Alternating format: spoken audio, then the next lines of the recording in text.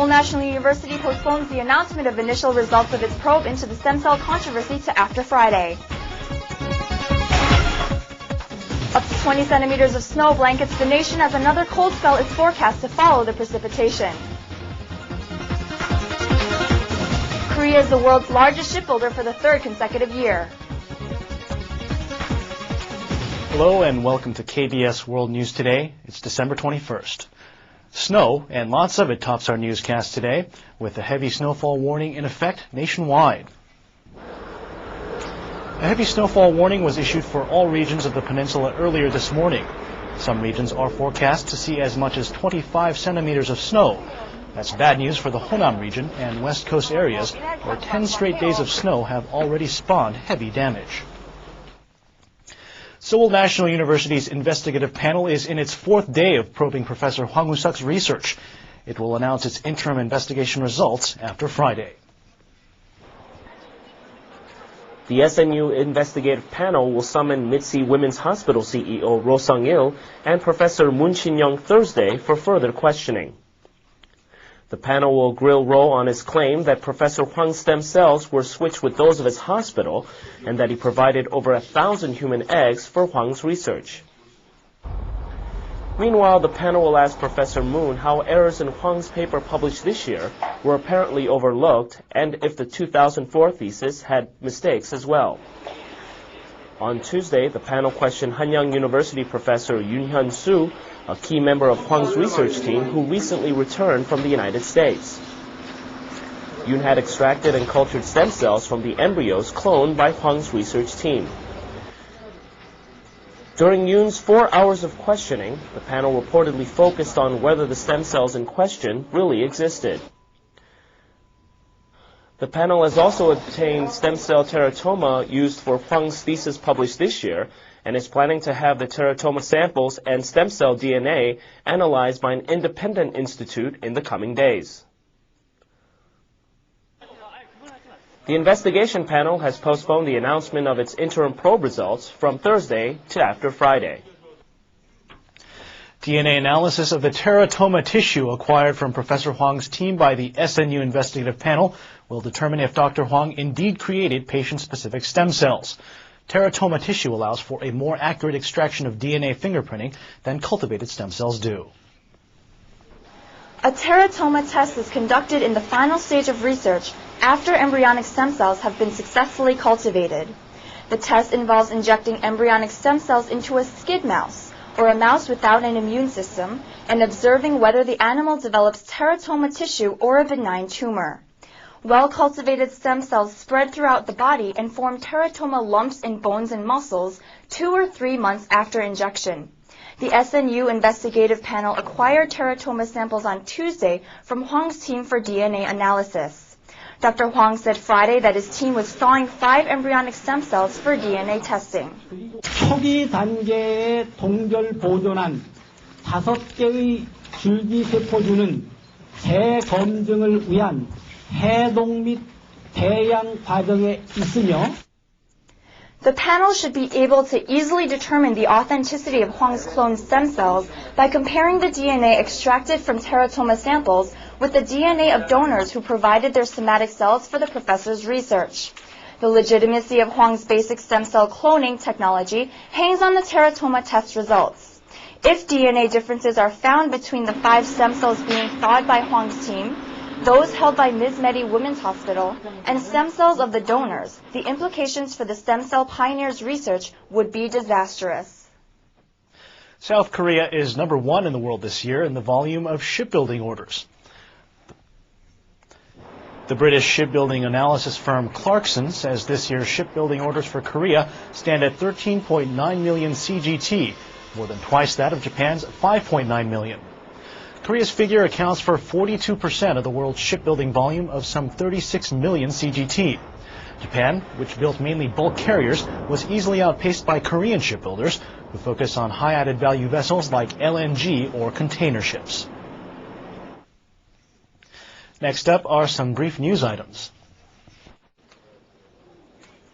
The number of foreign visitors to Korea is expected to exceed a record high of 6 million. According to the Korea Tourism Organization, so far close to 6 million foreigners have visited Korea, already surpassing last year's figure of 5.8 million. Thanks to the popularity of Korean dramas in China and adjacent regions, the state-run tourism agency expects the number to pass the 6 million mark within this year.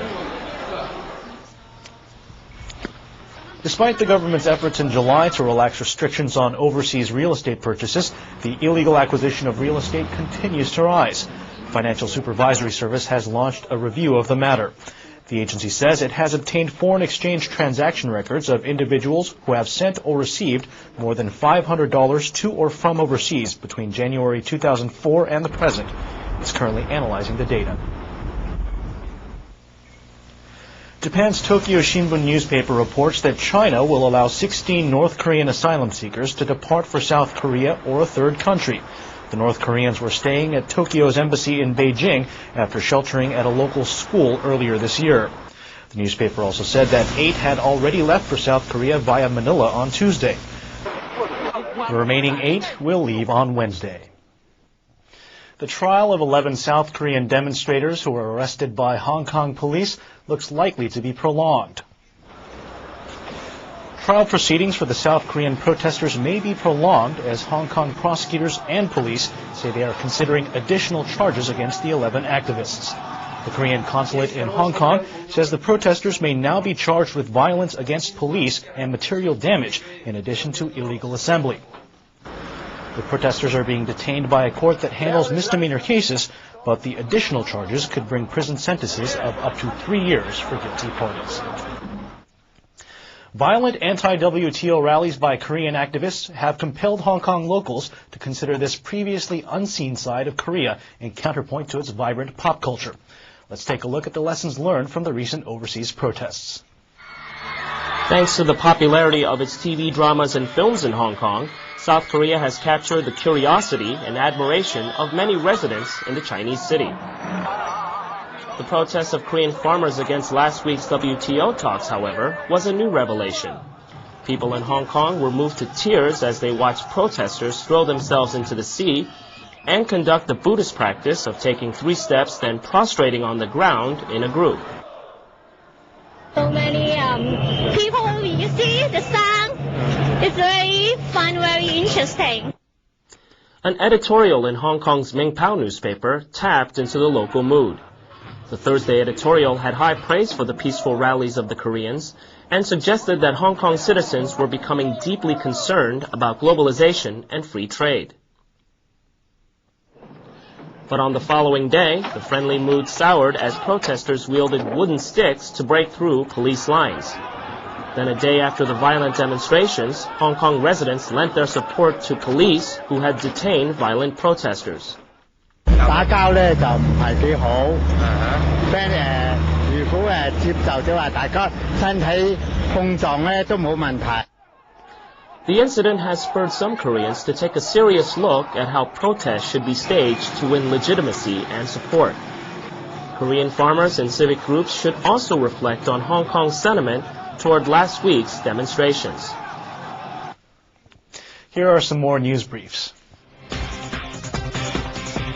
In a Tuesday meeting with top U.S. officials, South Korea's Unification Minister Chung Dong-young said building military trust with North Korea and implementing the second stage of the Kaesong Industrial Complex project will top the inter-Korean agenda next year. The Ministry of Commerce, Industry and Energy says the nation's major retail businesses, including department and discount stores, have posted a sales increase for the 10th straight month. The Seoul High Court on Wednesday will rule whether or not to halt the controversial Taemangum land reclamation project that has pitted the government against environmental activists. Korean-made cars, which have scored major points for their sophisticated and stylish designs, are now acing safety tests as well. Here's a look at test results from the Ministry of Construction and Transportation. The Renault Samsung SM5 is taking a frontal collision test. Airbags inflate to protect the driver and front seat passenger. The possibility for serious injury in such a collision is below 10%, thus the SM5 gets 5 stars, the highest score for safety. Kia Sportage, Hyundai's Tucson, and SsangYong's Rodius also received 5 stars for driver seat safety. The models all did fairly well in front passenger safety, with a possibility for serious injury rated at below 20% for a 4-star rating. This is a test for side collisions, which can cause serious injury to the abdomen and hip bones. The low-slung SM5 received 4 stars in the test, with the other models scoring 5s across the board. 지금 현재 미국에 판매되고 있는 우수한 외국 차랑 비교해서도 절대 안전도에 손색은 없는 것으로 판단을 하고 있습니다. The tested cars also scored highly in braking and head support. The Transportation and Construction Ministry is planning to conduct new tests for car and pedestrian safety, including one on rollover. Tests will also cover smaller trucks from next year to enhance safe driving conditions. Even with a broadband connection, it usually takes 4 to 5 minutes to transmit large video files to viewing monitors. But with a recently developed wireless network system, an entire movie can now be transmitted in a matter of seconds. A digital camcorder records a conversation. Simultaneously, the corresponding video appears on a digital TV screen. The camcorder and TV appear to be connected, but in fact they are interacting wirelessly. That is possible thanks to the wireless 1394 ultra-wide broadband system recently developed by local researchers. W 기술이라는 게 집안에 있는 그 디지털 카메라나 캠코더나 DTV나 이런 다양한 AV 기기들 간에 무선으로 그 전송을 하는 그런 기술들이 되겠습니다. The UWB system is being lauded as a core technology for implementing digital home networks, as it eliminates the need for numerous wires of electronic home appliances. It is also effective in transmitting large video files like movies, hundreds of times faster than existing wireless LANs such as Bluetooth. When the technology is commercialized, users will be able to transmit movie files from their mobile phones to digital TVs in just 10 seconds. The Electronics and Telecommunications Research Institute expects the technology to be commercialized in 2 years through partnerships with local electronics makers. Here are the economic indicators for December 21st.